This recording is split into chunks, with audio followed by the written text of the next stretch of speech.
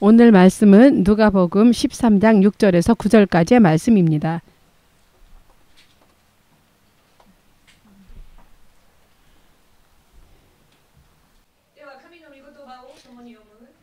하나님의 말씀을 함께 읽을 준비가 되어 있습니까? 누가복음 13장 6절에서 9절까지의 말씀입니다. 누가복음 13장 6절에서 9절까지입니다. 13장 6절에서 9절까지 말씀입니다.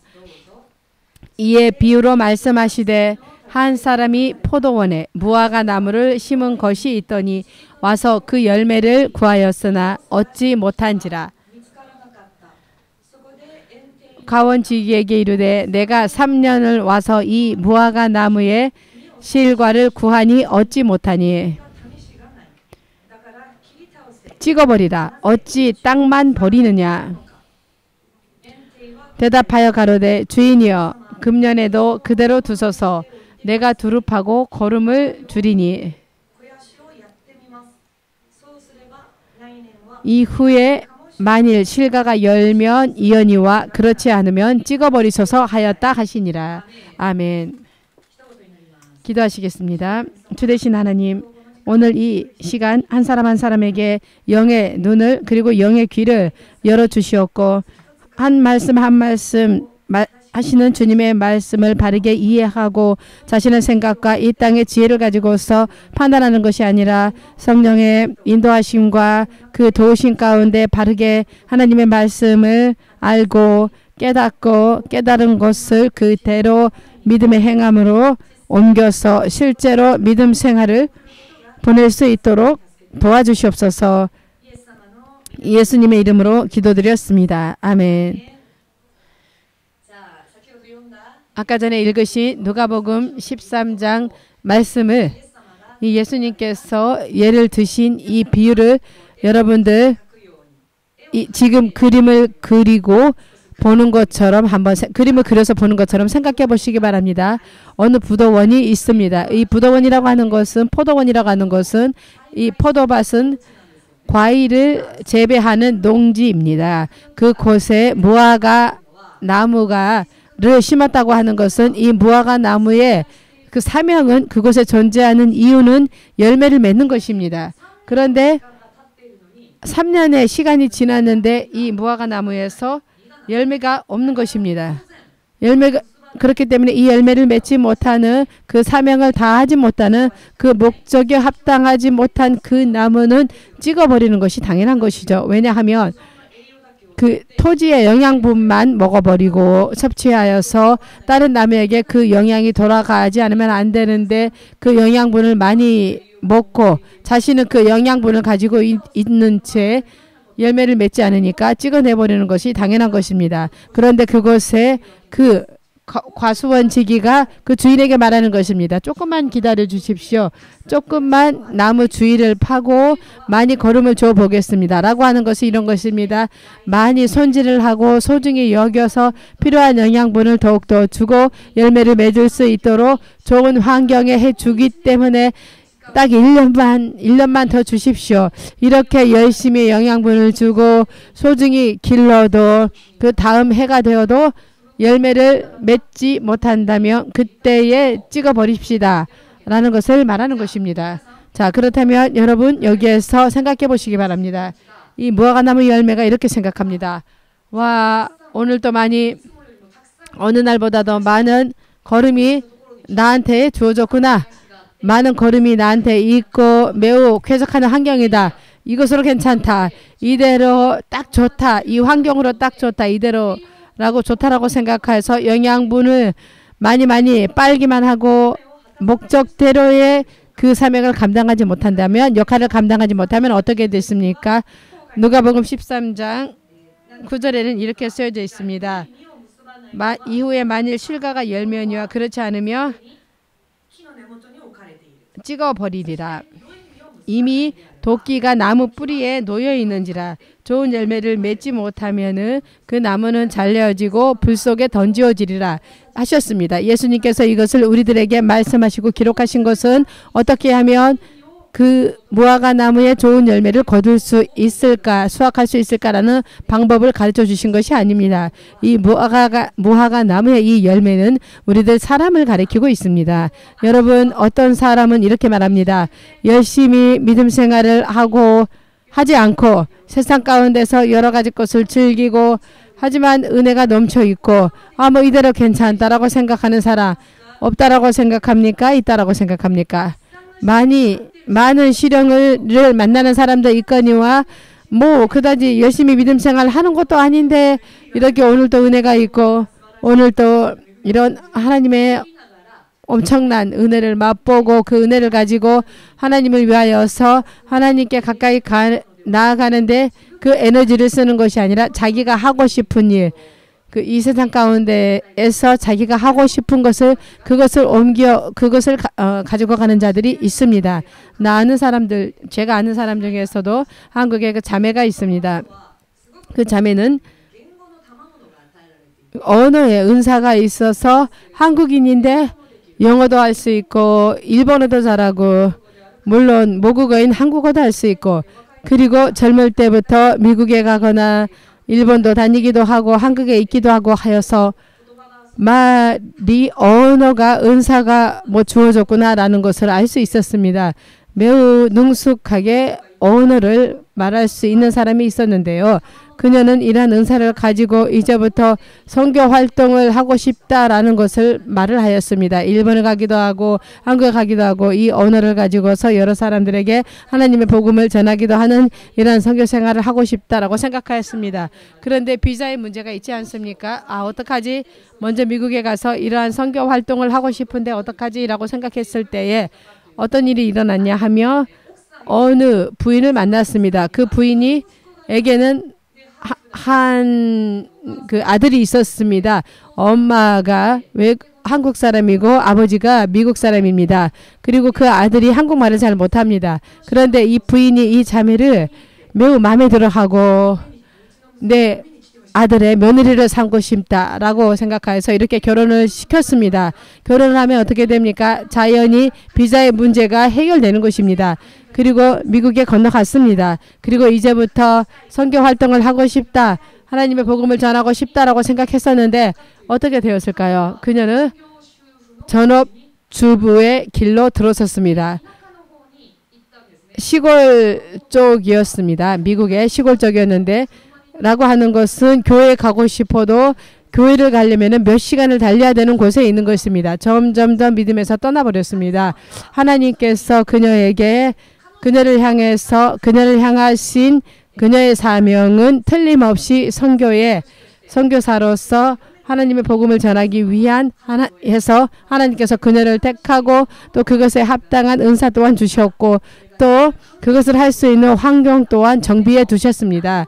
하지만 무엇을 선택하는가 하는 것은 그 본인이 당사자가 그 많이 듬뿍 주어진 그 걸음을 가지고서 그것을 하나님을 위하여서 자신에게 맡겨진 사명을 감당하기 위해서 살 것인가 아니면 주어진 그 은사를 가족 단란하게 남편을 위해서 사용해서 살 것인가 라고 하는 것은 본인의 선택입니다. 너무나도 유감스럽게도 그녀는 매우 엄청난 은사를 받았음에도 불구하고 그대로 부인으로서 전업주부로서 선교 활동을 하는 것이 아니라 오히려 믿음에서도 떠나버렸습니다. 그런데도 그녀는 이렇게 말하는 것입니다. 열심히 하지 않았지만 믿음 생활 열심히 하지 않는데도 엄청난 은혜가 있습니다. 이러한 멋진 남편을 만나고 이렇게 멋진 시어머님을 만나고 그리고 미국의 그 환경이 너무나도 쾌적하고 엄청난 은혜가 있습니다라고 말했습니다. 그것이 그녀와의 마지막 연락이었습니다. 그런데 하지만 그녀에게 있어서는 이것이 마지막 기회였을지도 모릅니다. 그녀에게 있어서는 마지막 은혜의 기회였을지도 모릅니다. 이것이 열매를 맺기 위해서 사명을 감당하기 위해서 다시 한번 하나님께서 긴 인내 가운데서 자비하신 가운데서 여러 많은 영양분을 준비하여서 그 사람이 하나님을 위해서 일할 수 있도록 여러 가지로 예비해 주신 마지막 찬스였을지도 모릅니다. 하지만 그녀는 결국 자신의 선택으로 그 길을 하나님으로부터의 주어진 그 사명을 감당하는 길을 자신이 떠나버리고 만 것입니다. 여러분 언제나 언제까지나 그 은혜가 계속되어지는 것이 아닙니다.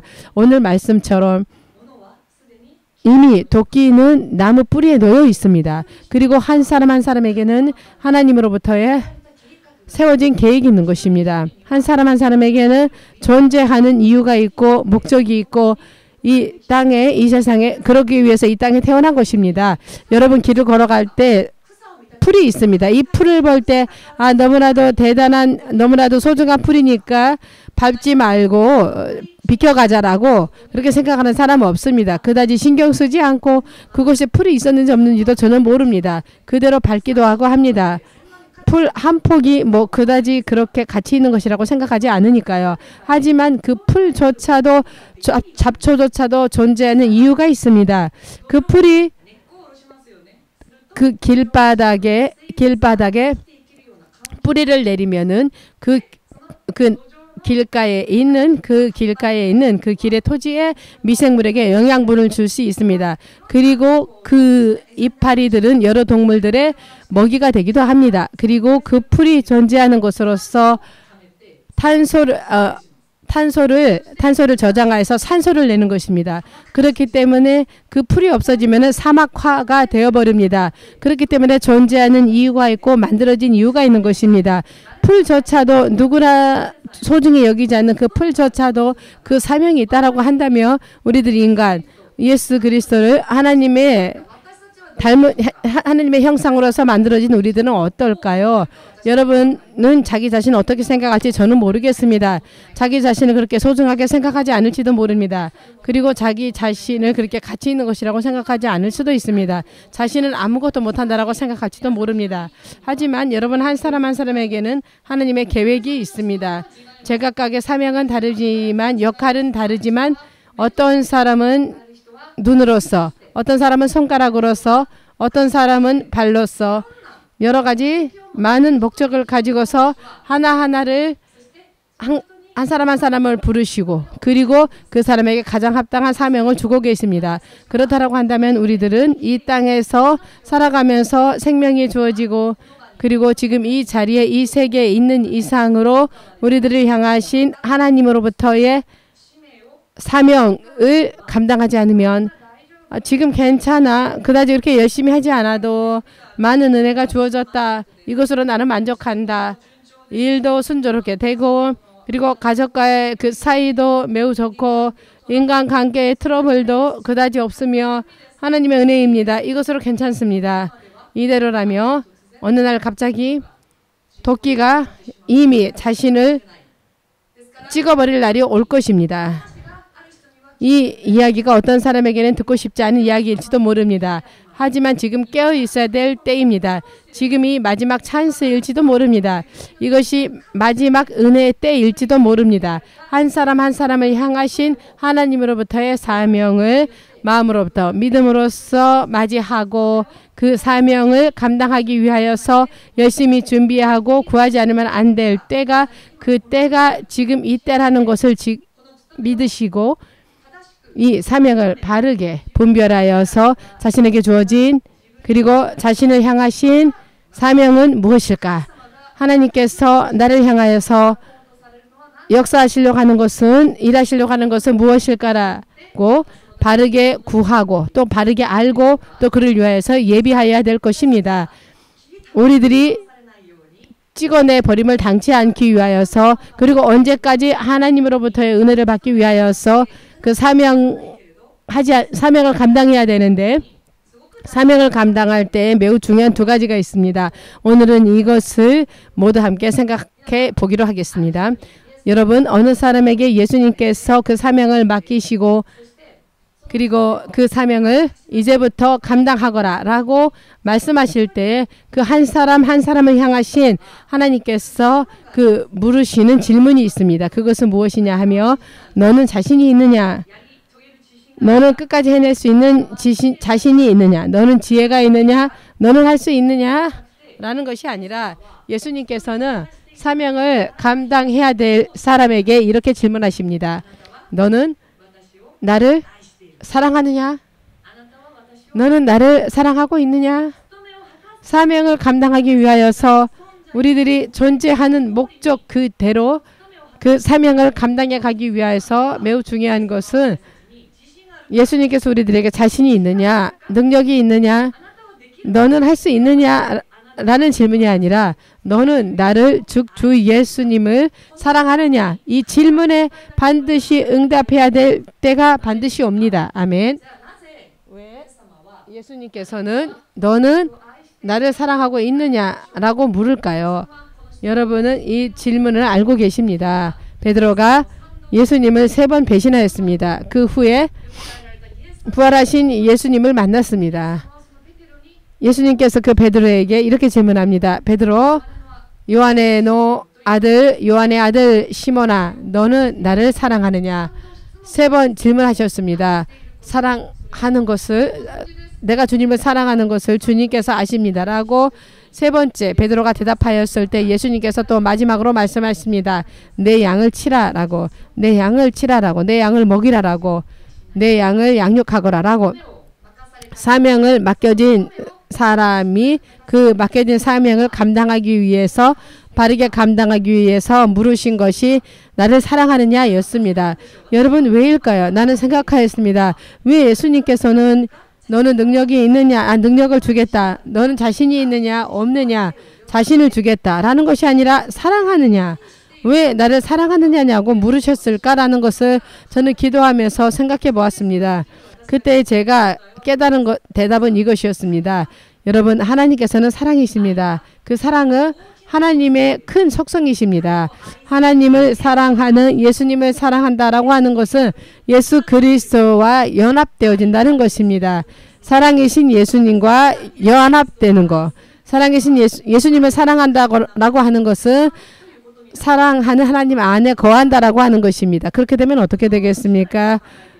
포도 가지 나무를 생각해 보십시오. 가지는 자기 스스로 아무것도 못합니다. 하지만 포도나무에 연결되면 어떻게 됩니까? 나무로부터 많은 영향을 받습니다. 그리고 이파리를 무성하게 하고, 그리고 꽃을 피우고, 그리고 많은 열매를 맺을 수 있습니다. 나무에 연결되었을 때 비로소 할 수 있는 것입니다.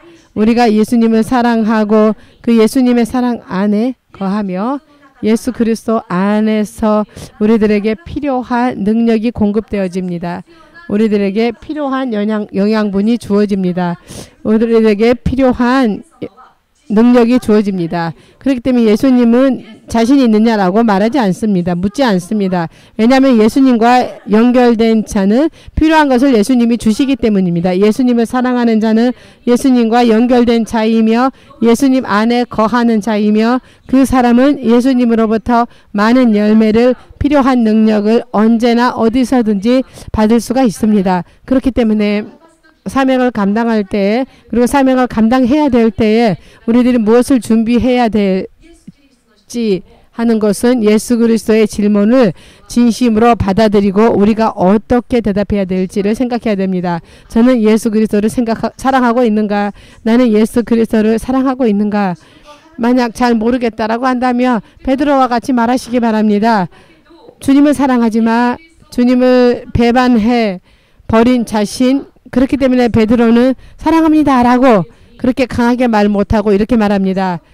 내 마음을 내가 예수님을 사랑하는 것을 당신이 알고 있습니다.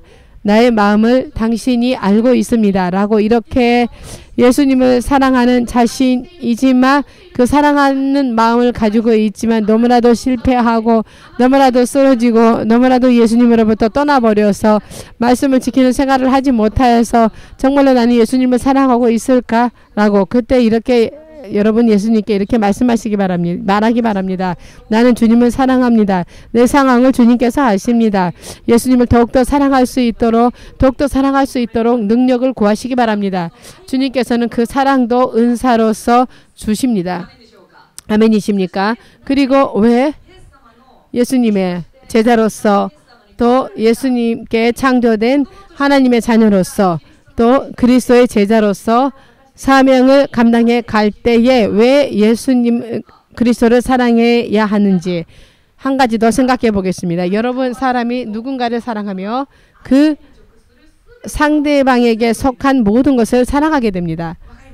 이해되십니까?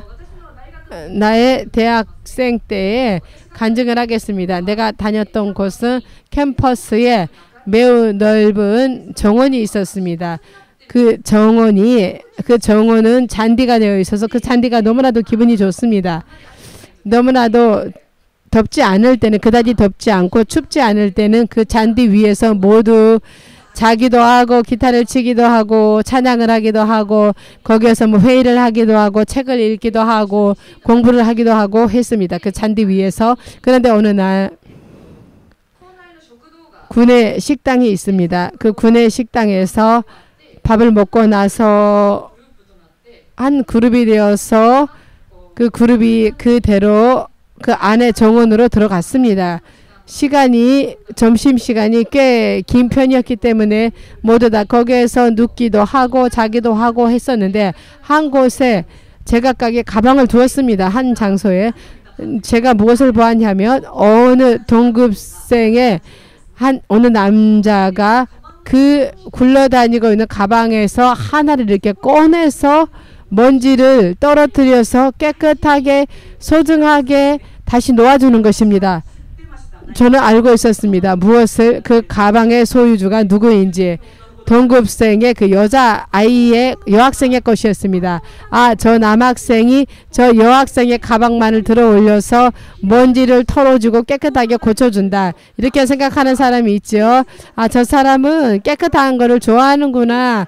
이게 가방이 널브러져 있었으니까 깨끗하게 고쳐주고 싶었겠지.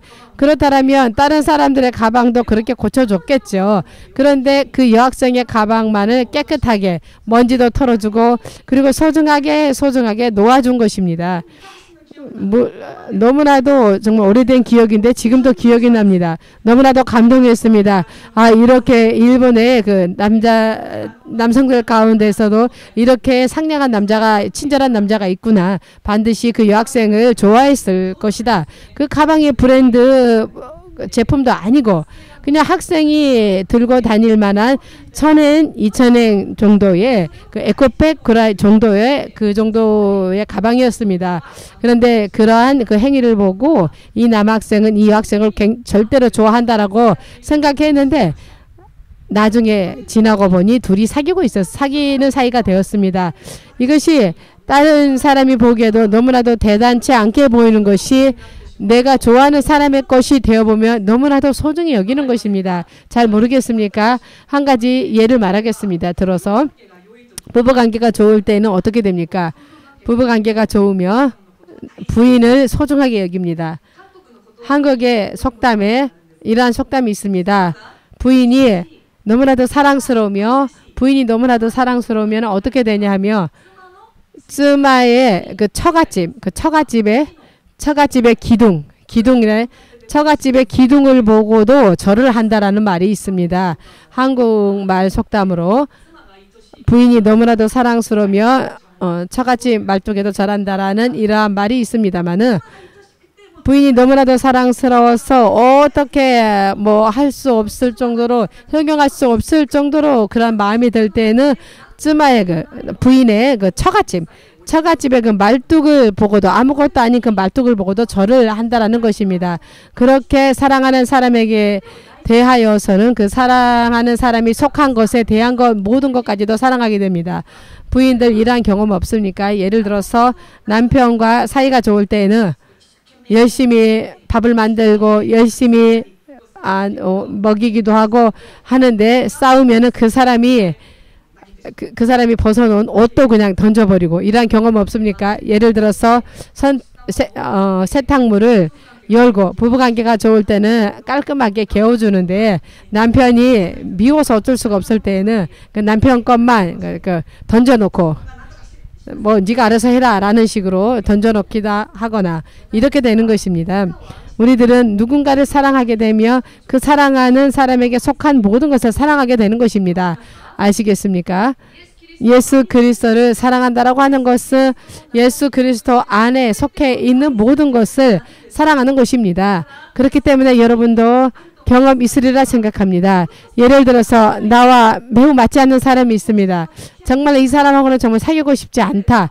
예를 들어서 너무나도 분한 일을 당했다라거나 하지만 보통 때라면 예수님을 믿기 전이라면 아, 나 이 사람하고는 연을 끊겠다. 아니면 상대도 하기 싫다.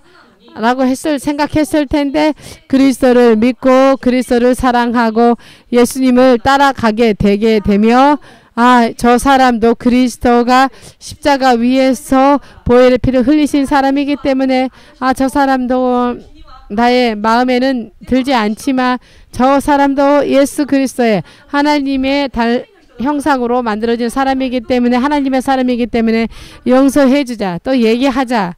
또 연을 끊는 것을 그만두고 또 그 사람을 위해서 기도하자라는 생각이 드는 것입니다. 이러한 사람에게 하나님께서는 자신의 소중한 양무리를 맡겨주시고 이러한 사람에게 하나님께서는 중요한 일을 주시고 또 이러한 사람에게 능력을 주시는 것입니다. 예수님을 사랑하는 것부터 모든 사명을 감당하는 능력이 주어지는 것입니다. 예수 그리스도를 사랑하는 그 사람에게 필요한 모든 것이 주어지고 그리고 사명을 감당해 갈 수 있도록 주님께서 도와주십니다. 아멘이십니까? 여러분 오늘부터 마음속에 질문해 보시기 바랍니다. 나는 예수님을 사랑하고 있는가? 예수님 저는 당신을 사랑하고 있습니까? 당신을 사랑하도록 이렇게 작은 나에게도 이렇게 태어나서 존재하고 그리고 예수님의 형상으로 만들어진 그 목적이 반드시 있기 때문에 모두 다 같은 사명은 아닙니다. 그 제각각의 사명이 반드시 있기 때문에 그것을 감당할 수 있도록 도끼에 찍어내 버림을 당하는 그러한 사람이 되지 않도록 하나님의 은혜를 마지막까지 맛보면서 그 은혜 안에서 많은 열매를 맺고 하나님의 기쁨이 되고 싶다. 나는 예수님을 사랑하고 있는가? 예수 그리스도를 사랑하는 마음을 주십시오. 예수님의 사랑으로 채워주십시오. 오늘부터 언제나 항상 자신에게 물어보고 그러한 능력을 구하는 여러분이 되시기를 주 예수님의 이름으로 축복합니다. 아멘이십니까? 그러면 두 가지 있다라고 했죠. 또 한 가지가 있습니다. 여러분 사명을 감당하기 위해서 나는 어떻게 하면 좋을까? 무엇을 준비해 가야 되는가? 여러분 디모데후서 2장 20절에서 21절 말씀을 여러분 후에 읽어보시기 바랍니다. 디모데후서 2장 20절에서 21절을 보면은요. 이러한 말씀이 있습니다. 큰 집에는 금과 그 집 안에는 금과 은혜의 그릇이 있을 뿐 아니요. 나무와 질그릇도 있어 귀히 쓰는 것도 있고 천이 쓰는 것도 있나니.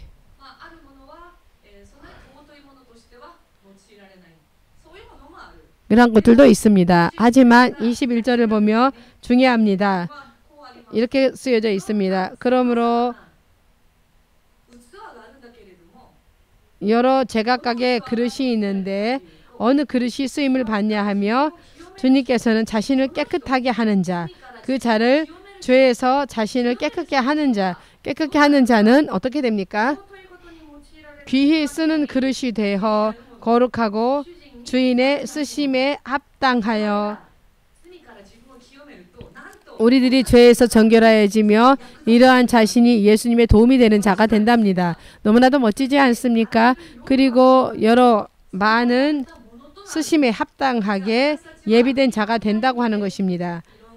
여러분 우리들은 여러 의미에서 여러 목적으로 창조되어진 자들입니다. 어떤 사람은 금과 같이 창조된 자, 아니면 어떤 사람은 장식하기 위하여서 만들어진 그릇일 수도 있습니다. 어떤 사람은 싼 그릇으로서 백엔샵에서 사온 것과 같은 그렇게 그다지 귀히 쓰이는 그러한 그릇이 아닐지도 모릅니다. 하지만 이것이 금이든 질그릇이든 동이든 지 간에 쓰임받는 그릇은 깨끗한 그릇이라는 것입니다.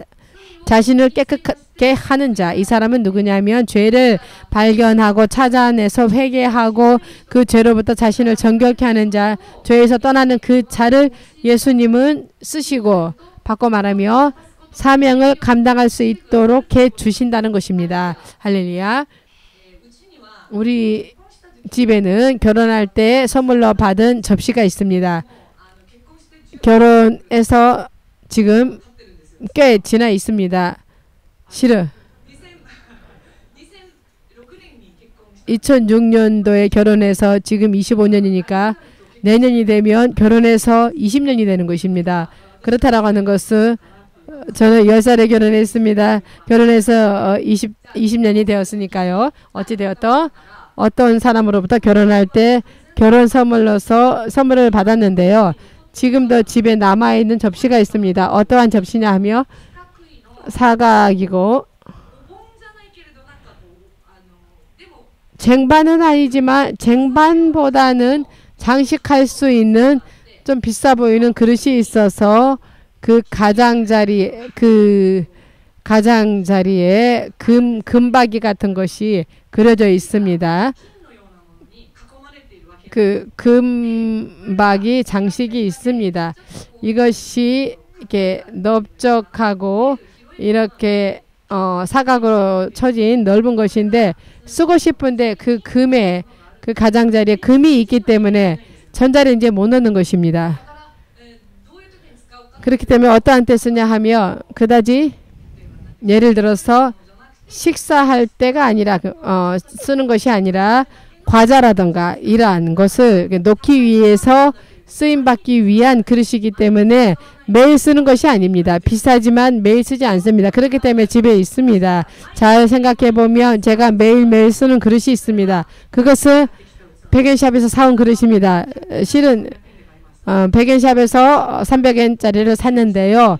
왜냐하면은 전자레인지용으로 너무나도 적합합니다. 매일매일 그 렌즈를 저는 돌리고 있습니다만 렌즈를 돌리고 있는데 왜냐하면 아이의 도시락을 매일 싸야 되니까 그 아이의 반찬이라던가 밥이라던가를 미리 만들어 놓고 이걸 랩을 올려 놓아서 소분해 두었다가 그것을 도시락을 쌀 때 매일 그것을 전자레인지에 해동해서 쓰기 때문에 매일 쓰는 그릇은 300엔짜리 그릇인 것입니다. 비싼 그릇도 있는데요.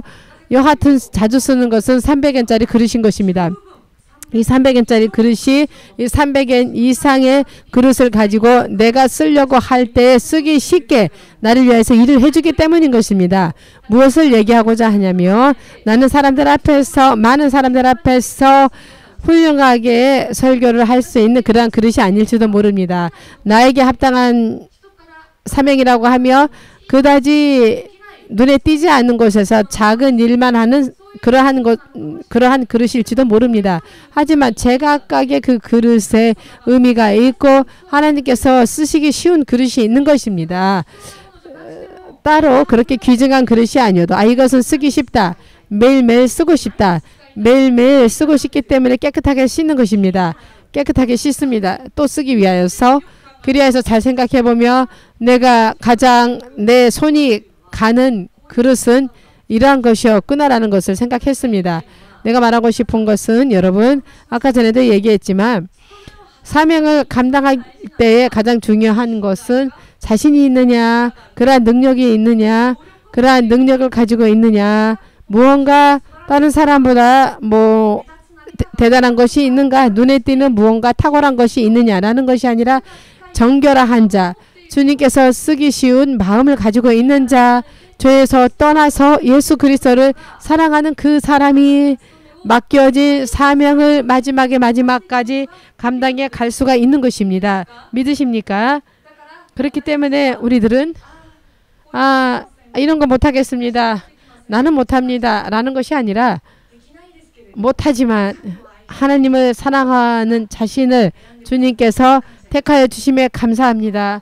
부디 이 자도 저 같은 자도 예수님의 도움이 되는 자가 되게 하여 주십시오. 이러한 사람이 소중히 여겨짐을 받고 마지막까지 하나님의 사랑을 받게 되고 자신뿐만이 아니라 주변의 사람들에게도 생명의 빛을 발해가는 그러한 그릇으로서 쓰임을 받기 때문인 것입니다. 예수 그리스도를 사랑하는 자, 그 사람은 그리스도와 연결된 자이며 그리스도에게 속한 모든 것을 사랑해가는 자, 그러한 자를 그리스도는 충성된 종이라 인정해 주십니다. 예수님을 사랑하는 그 자를, 아무것도 없어도 예수님을 사랑하는 그 마음을 가지고 있는 자를 하나님께서는 충성된 종이다 라고, 내 마음에 합당한 자라고 말씀하셔 주십니다. 하나님께 속하여서 모든 것을 사랑하고 소중히 여기고 다른 사람으로부터는 가치가 없는 사람으로 보이는 자라도 그리스도에게 속한 자이기 때문에 하나님 그 맡겨진 사명을 소중히 여겨가는 사람을 하나님께서는 그 자를 귀히 여기십니다. 여담입니다만은 여러분 가운데에서도 예를 들어서 우리 교회에 화장실 휴지가 없어져서 이것을 신학생들이 당번을 정하여서 어느 날에는 누구누구가 어느 날에는 누구누구하라고 화장실 휴지를 사옵시다 라는 이야기가 있었습니다. 그때 사모님께서 말씀하신 그 얘기가 이해되셨습니까? 사모님께서 이렇게 말씀하셨습니다. 당번을 정하는 것이 아니라 단지 보고 교회에 이게 없구나 라고 생각하며 그것을 보고 눈치챈 사람이 사오면 된다.